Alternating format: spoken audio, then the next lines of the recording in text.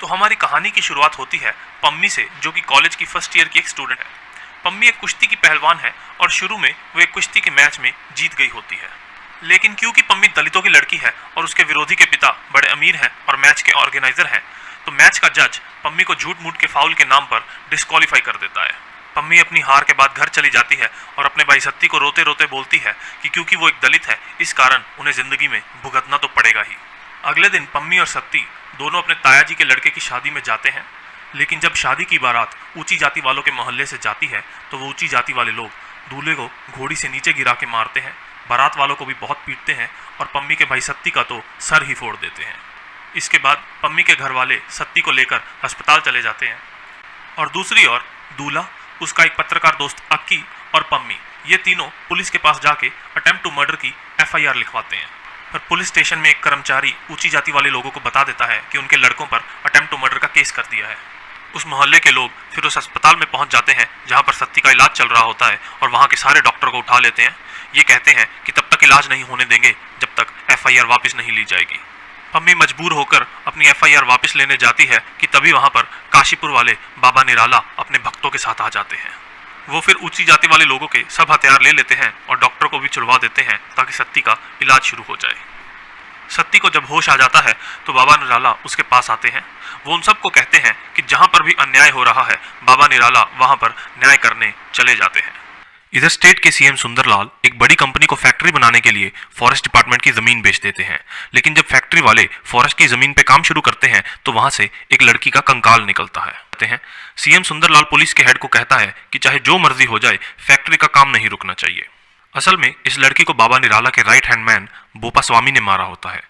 बाबा निराला को टेंशन होने लगती है कि कहीं इस लड़की का सच बाहर ना आ जाए, लेकिन भोपा बोलता है कि वो चिंता ना करे। CM सुंदरलाल भी नहीं चाहता कि फैक्ट्री का काम बंद हो, तो इसलिए CM इस केस को आगे नहीं बढ़ने देगा। लेकिन तभी इस फैक्ट्री को दिए जाने वाली जमीन पर पूर्व मुख्यमंत्री और ऑपोजिशन के लीडर हुकम सिंह आ जाते हैं। हुकम सिंह बोलता है कि भ्रष्टाचार और हत्या को छुपाया जा रहा है और वो इसके खिलाफ गांव-गांव में जाकर आंदोलन करेगा। अब इसके बाद आश्रम सीरीज की कहानी दो अलग अलग हिस्सों में बट जाती है। एक तो है इस केस की कहानी और दूसरी है पम्मी की कहानी। तो पहले शुरू करते हैं पम्मी की कहानी से। कहानी में पम्मी और सत्ती दोनों आश्रम जाना शुरू कर देते हैं। पम्मी तो सेवा करने जाती है, लेकिन सत्ती आश्रम में नौकरी पाने के चक्कर में जाता है। तो फिर पम्मी और सत्ती अपने माता पिता के साथ एक दिन बाबा निराला से मिलते हैं। बाबा जी उन्हें कहते हैं कि पम्मी अगर चाहे तो आश्रम के हॉस्टल में रह के आश्रम के कॉलेज में फ्री में पढ़ सकती है और अपनी पहलवानी की प्रैक्टिस भी कर सकती है। लेकिन सत्ती को बाबा निराला बोलते हैं कि पम्मी तो आश्रम का भला करने के लिए आई थी, इसलिए आश्रम में उसे रहने दिया गया है। सत्ती ने तो आश्रम के लिए कुछ नहीं किया, तो उसे सेवादार की नौकरी क्यों दी जाए। सत्ती बोलता है कि वो कुछ भी करेगा आश्रम के लिए। तो बाबा निराला कहते हैं कि अगले ही हफ्ते वो 1100 वैश्य औरतों की भलाई करने के लिए और उन्हें एक अच्छी जिंदगी देने के लिए उन सब की शादी करवा रहे हैं, और सत्ती भी उन्हीं 1100 औरतों में से किसी एक के साथ शादी कर ले। सत्ती हिचकिचाते हुए नौकरी पाने के चक्कर में मान तो जाता है, लेकिन जब वो शादी के दिन अपनी दुल्हन बबीता को देखता है कि वो कितनी सुंदर है, तो सत्ती पूरा खुश हो जाता है। अगले दिनों में बबीता को भी पता लगता है कि सत्ती कितना भोला भाला और सीधा लड़का है। पम्मी अपनी कुश्ती की प्रैक्टिस आश्रम के अखाड़े में पूरे जोर शोर से करती रहती है। एक दिन जब बाबा निराला सत्ती की पत्नी बबीता को देखते हैं तो उनकी हवस जाग जाती है। वो सत्ती को प्रमोशन और पैसे का लालच देकर उसे अकेले मेवाड़ भेजने का प्लान बनाते हैं, लेकिन सत्ती कहता है कि वो बबीता को भी साथ लेकर जाना चाहता है। तो बाबा जी कहते हैं कि वो अभी प्रमोशन के हकदार ही नहीं है। शादी के बाद इसके मन में गलत शारीरिक विचार आने लगे हैं। इसका मन और आत्मा अभी शुद्ध नहीं है। जब आत्मा शुद्ध हो जाएगी वो हमेशा आत्मिक रूप से बबीता के साथ ही रहेगा। सत्ती पूछता है कि आत्मा कैसे शुद्ध होगी, तो बाबा जी बोलते हैं कि शुद्धिकरण करवाने से आत्मा शुद्ध हो जाएगी। सत्ती बोलता है कि उसे भी शुद्धिकरण करवाना है। तो बाबा निराला उसे नशे वाला प्रसाद खिलाकर पहले तो उसे दूध से नहलाते हैं और फिर उसे अस्पताल ले जाकर बेहोश करके शुद्धिकरण के नाम पे उसका लिंग काट के उसे नपुंसक बना देते हैं। अगली सुबह जब सत्ती को होश आता है तो वो बहुत रोता है, लेकिन बाबा जी उसे बहकाते हैं कि एक समय था जब उनके मन में भी सत्ती की तरह गलत शारीरिक विचार आते थे, पर उन्होंने भी अपनी मर्जी से अपना खुद शुद्धिकरण करवाया और उसके बाद अब देखो उनकी आत्मा कितनी शुद्ध है। ये सुनकर सत्ती हैरान रह जाता है और वो बाबा जी को बोलता है कि उसे माफ कर दो, क्योंकि उसने बाबा जी के बारे में बहुत गलत वलत सोचा। जब बबीता को इसके बारे में पता चलता है तो वो पूछती है कि अब उन दोनों के बच्चे कैसे होंगे। बबीता को बड़ा गुस्सा आता है और वो बोलती है कि ये बाबा एक नंबर का ढोंगी है, कोई सामूहिक विवाह नहीं करवाया, बल्कि वो बबीता और उसके साथ की लड़कियों को जेल में से लेकर आया था और उन सबको धमकी दी थी कि अगर शादी ना करवाई तो फिर से जेल में डाल देगा। वो कहती है कि ये बाबा सबका ऐसे चूतिया काटता है। तो इस बात पे सत्ती बबीता के थप्पड़ मारता है और बोलता है कि वो बाबा जी के बारे में एक शब्द भी गलत नहीं सुनेगा, और ये कह के चला जाता है। अगले दिन फिर बाबा जी आश्रम में सबके सामने सत्ती को कमांडर बनाते हैं और उसे मेवाड़ के लिए रवाना कर देते हैं। रात को फिर बबीता को बुलाने बाबा जी के आदमी आते हैं। बाबा जी फिर बबीता को नशे वाले लड्डू खिलाकर उसका बलात्कार कर देते हैं। अगली सुबह बबीता बहुत रोती है। पम्मी उसे उठाने आती है तो वो देखती है कि बबीता ठीक नहीं है। बबीता उसे बोलती है कि उसे बस बुखार हुआ है और सत्ती के मेवाड़ जाने से उसे बस अकेलापन लग रहा है। बबीता का यह दुख वहां पे एक और सेवादारनी कविता भी देखती है। काफी देर सोचने के बाद बबीता कोई प्लान बनाती है। वो कहती है कि वो खुद बाबा जी से अपनी मर्जी से मिलना चाहती है। बाबा जी के कमरे में फिर बबीता कहती है कि उसे फिर से बाबा जी का आशीर्वाद चाहिए, लेकिन इस बार वो लड्डू खाने से इनकार कर देती है और कहती है कि वो होश में ही रहेगी और बाबा जी के साथ रहेगी, और वो दोनों एक साथ रात बिताते हैं। अगले दिन फिर आरती के समय बाबा निराला साध्वी माता को कहते हैं कि आरती करने का कर्तव्य सब सेवादारनियों को मिलना चाहिए, और वो साध्वी माता की जगह बबीता को कहते हैं कि अब वो आरती करेगी। अब आते हैं उस कंकाल की कहानी पर। उस कंकाल के निकलने के बाद पुलिस को ऊपर से ऑर्डर आते हैं कि इस केस को दबा दिया जाए। इस कंकाल का केस पुलिस एएसआई उजागर सिंह को दिया जाता है, जो अपने पक्के दोस्त और जूनियर साधु शर्मा के साथ मिलकर उस केस को प्रेस में आने से रोकता है। पर जब उजागर उस कंकाल की पोस्टमार्टम रिपोर्ट निकलवाने जाता है तो वो वहां की डॉक्टर नताशा से मिलता है, जिसपे उसका दिल आ जाता है। डॉक्टर नताशा एक बड़ी ही ईमानदार डॉक्टर है और वो कहती है कि वो पोस्टमार्टम की रिपोर्ट नहीं बदलेगी। उजागर देखता है कि ये डॉक्टर नताशा उसी की तरह सिस्टम से टक्कर लेने वाली लड़की है, और वो डॉक्टर नताशा को वादा करता है कि चाहे जो भी हो जाए अब वो इस केस की अच्छे से इन्वेस्टिगेशन करेगा। तो केस की इन्वेस्टिगेशन के दौरान उजागर न्यूज रिपोर्टर अक्की से मिलता है। अक्की उजागर के कहने पर अपने न्यूज चैनल पर उस कंकाल की एक टेप चलवा देता है, जिसे देखकर एक लड़की सोहिनी उनके पास आती है। सोहिनी के डीएनए टेस्ट से पता चलता है कि ये कंकाल उसकी बड़ी बहन मोहिनी का है। सोहिनी की बातों से और केस की छानबीन से उन्हें पता चलता है कि मोहिनी का इस आश्रम के साथ कुछ चक्कर था। उजागर फिर आश्रम की इन्वेस्टिगेशन करता है, लेकिन आश्रम की इन्वेस्टिगेशन के बाद उसे अपने सीनियर ऑफिसर से बहुत डांट पड़ती है, क्योंकि उन्होंने उसे केस दबाने को कहा होता है। जब भोपा को सोहिनी के बारे में पता चलता है तो वो उस पर हमला करवाता है, लेकिन उजागर और अक्की सोहिनी को बचा लेते हैं। अक्की को समझ आ जाता है कि आश्रम वाले बड़े ही पावरफुल लोग हैं, और सोहिनी को बचाने के लिए वो उसे दूर अपने गांव में अपनी माँ के घर छोड़ आता है। इस दौरान उजागर और नताशा एक दूसरे के बहुत करीब आने लगते हैं। वो सोचते हैं कि अब उन्हें आश्रम की इन्वेस्टिगेशन छुप कर करनी होगी। तो वो लोग ये प्लान बनाते हैं कि उजागर और साधु दोनों नशेड़ी बनकर आश्रम के नशा मुक्ति केंद्र में अंडर कवर होकर जाएंगे। वो दोनों आश्रम में जाकर आश्रम के एक प्रमुख मलंग भाई से दोस्ती कर लेते हैं। मलंग भाई भी एक नशेड़ी हैं, और वो उन दोनों को आश्रम के खुफिया जगह पर ले जाते हैं, जहां पर वो शांति से नशे कर सकें। नशा करने के बाद मलंग भाई उनको बताते हैं कि बाबा निराला से पहले आश्रम के प्रधान एक बाबा मनसुख थे, लेकिन बाबा मनसुख के राइट हैंड मैन ईश्वर नाथ का कोई लड़की का चक्कर पड़ा था, जिसके बाद बाबा मनसुख नहीं रहे। पूरे आश्रम की बहुत बड़ी बदनामी होनी थी, लेकिन बस निराला ने सही टाइम पे आश्रम को संभाल लिया, और इसके बाद ईश्वरनाथ आश्रम से भाग गया। और आज इस ईश्वरनाथ की बेटी सनोबर आश्रम में ही साध्वी बन के रहती है, और इसकी सिक्योरिटी का ध्यान आश्रम वाले ही रखते हैं। उधर भोपा के आदमी सनी और गाबा को न्यूज रिपोर्टर अक्की के माँ के घर के बारे में पता चल जाता है। वो दोनों वहां पे जाकर सोहिनी को फंदे से लटकाकर मार देते हैं, और ये देखकर अक्की की माँ को हार्ट अटैक आ जाता है और वो भी वहीं मर जाती है। अक्की फिर अपनी माँ की मौत का बदला लेने के लिए आश्रम में अपना भेष बदलकर एक इलेक्ट्रीशियन बनकर आता है, और आश्रम में सनी पे नजर रखता है। उधर आश्रम के अंदर उजागर को कविता से पता चलता है कि मोहिनी मनसुख बाबा की खास थी, और भोपा मोहिनी के साथ कविता को शबनम होटल लाता था। और फिर बाबा मनसुख के मरने के बाद जब निराला को गद्दी मिली तो उसके बाद एक दिन मोहिनी गायब हो गई। एक रात को उजागर आश्रम के मलंग भाई के साथ नशे करने फिर से उस खुफिया जगह पर जाता है। उस जगह पर गार्ड के पीछे एक सुरक्षित दरवाजा होता है। उजागर ये जानना चाहता होता है कि उस दरवाजे के पीछे है क्या, तो इसलिए वो नशे में कुछ और दवाई से मिला देता है, जिसके कश मारने पर मलंग भाई सो जाते हैं। वो फिर इस दरवाजे के गार्ड को भी पूछता है कि क्या वो नशे के कश मारना चाहता है या नहीं, तो फिर गार्ड भी नशा करता है और वो भी सो जाता है, और उजागर उस दरवाजे के अंदर चला जाता है। जब आश्रम का आदमी सनी उसी रास्ते से जा रहा होता है तो वो देखता है कि उस गुप्त कमरे के बाहर का गार्ड सो रहा है। सनी उस दरवाजे के अंदर जाता है तो वो देखता है कि वहां पर उजागर भी है। दोनों के बीच में लड़ाई हो जाती है, लेकिन अक्की भी सनी का पीछा करते करते वहां पे आ जाता है और वो सनी को मार देता है। उजागर फिर उस कमरे के अंदर एक वॉल्ट में जाता है और वहां पर बहुत सारी फाइलों की फोटो खींच लेता है। इसके बाद उजागर और साधु आश्रम से बाहर आ जाते हैं। खींची हुई फाइलों की फोटो की जांचबीन से उन्हें पता चलता है कि आश्रम की सारी जमीन ईश्वरनाथ के नाम है और जब निराला को गद्दी मिल रही थी तो सिर्फ ईश्वरनाथ ही निराला के खिलाफ था। वो इन सारे सबूतों की एक फाइल बनाते हैं और उस फाइल को अपने एक सीनियर पुलिस ऑफिसर जो कि उजागर के कॉलेज का टाइम का दोस्त है उसे दे देते हैं। लेकिन उसका ये दोस्त बाबा पे केस करने की बजाय वो फाइल सीएम सुंदरलाल को दे देता है और बदले में अपना काफी सालों से अटका हुआ ट्रांसफर करवा लेता है।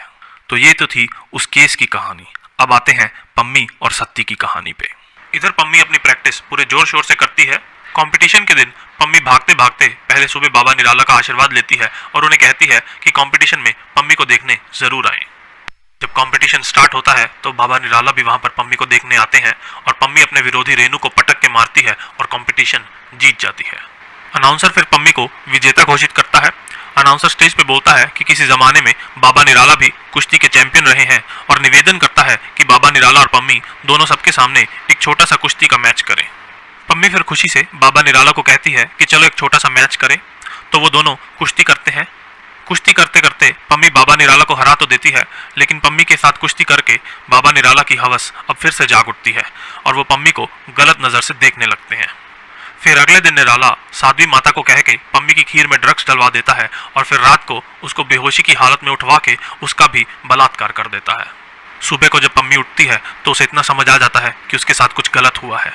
वो अपनी भाभी बबीता को बोलती है कि उसे लगता है कि किसी ने उसका बलात्कार किया है, पर उसे नहीं पता कि किसने किया है और ये कह के रोने लगती है। बबीता उसे कुछ नहीं बताती पर उसे चुप करवाने लगती है। पम्मी फिर बाबा निराला से मिलती है और उन्हें बोलती है कि आश्रम में किसी ने उसके साथ बलात्कार किया है, पर उसे नहीं पता किसने किया है। निराला बोलता है कि वो भोपा को कह के इसके बारे में छानबीन करवाएगा और पम्मी को कहता है कि अपना मूड सही करने के लिए वो बाबा जी के साथ सत्संग में चले। लेकिन सत्संग के बाद बाबा निराला फिर से पम्मी को नशे वाला लड्डू खिलाता है और फिर से उसका बलात्कार करता है। इसके बाद पम्मी और कमजोर पड़ जाती है।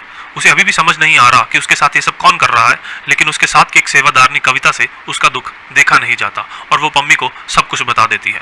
पम्मी उसकी बातों पे यकीन नहीं करती, लेकिन कविता कहती है कि एक बार खुली आंखों से सच का सामना करके देखे।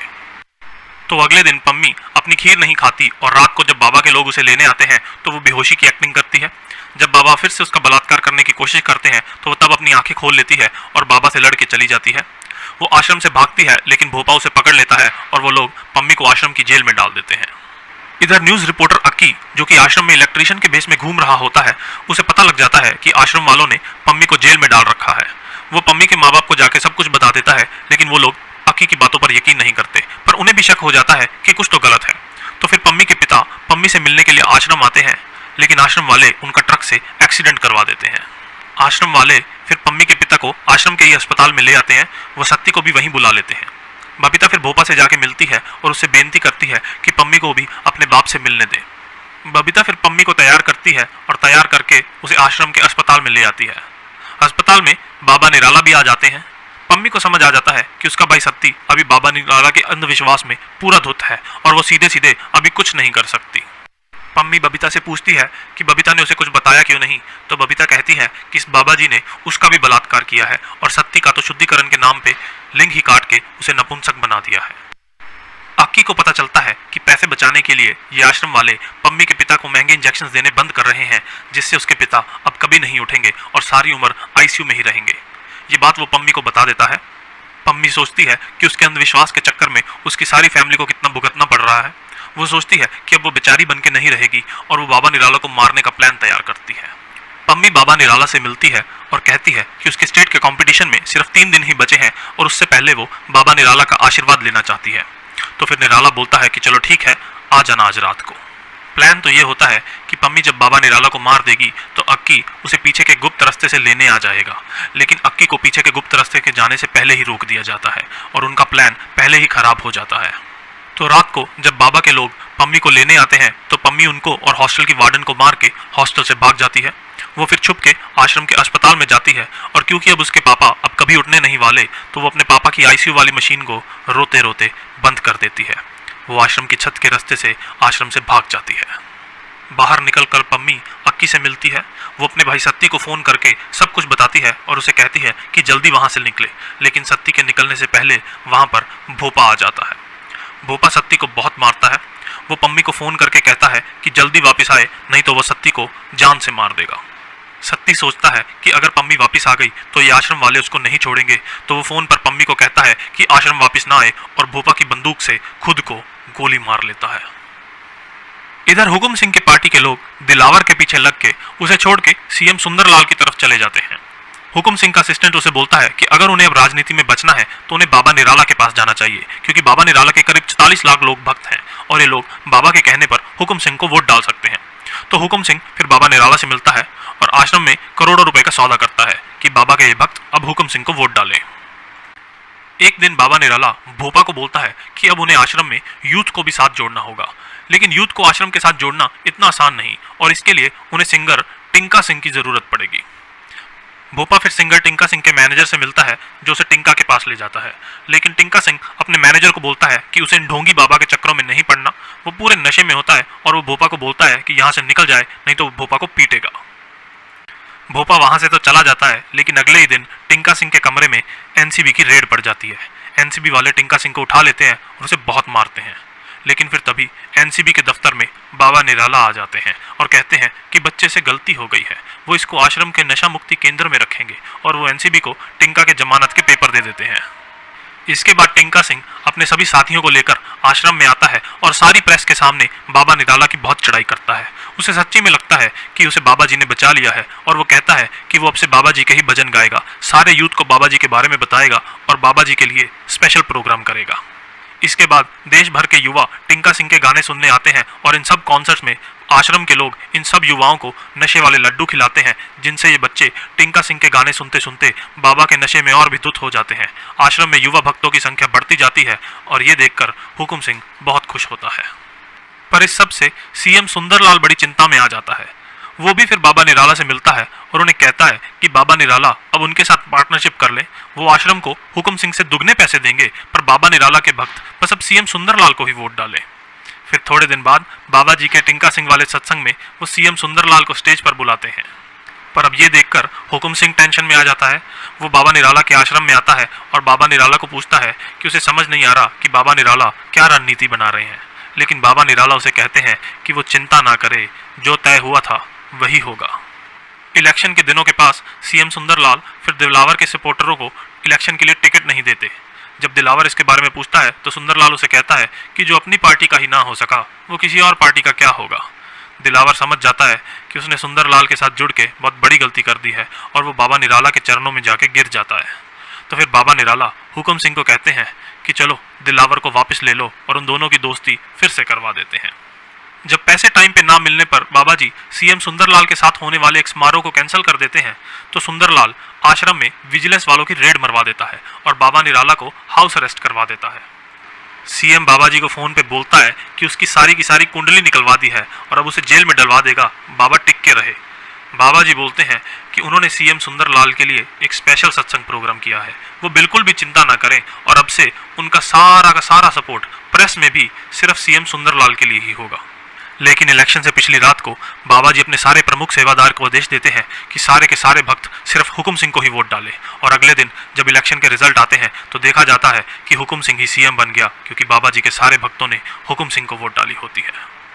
हुकुम सिंह सीएम बनने के बाद आश्रम में आता है और बाबा जी के चरणों में कैबिनेट मिनिस्टर की लिस्ट रख देता है कि बाबा जी जिसे चाहें उसे मिनिस्टर बनवाएं।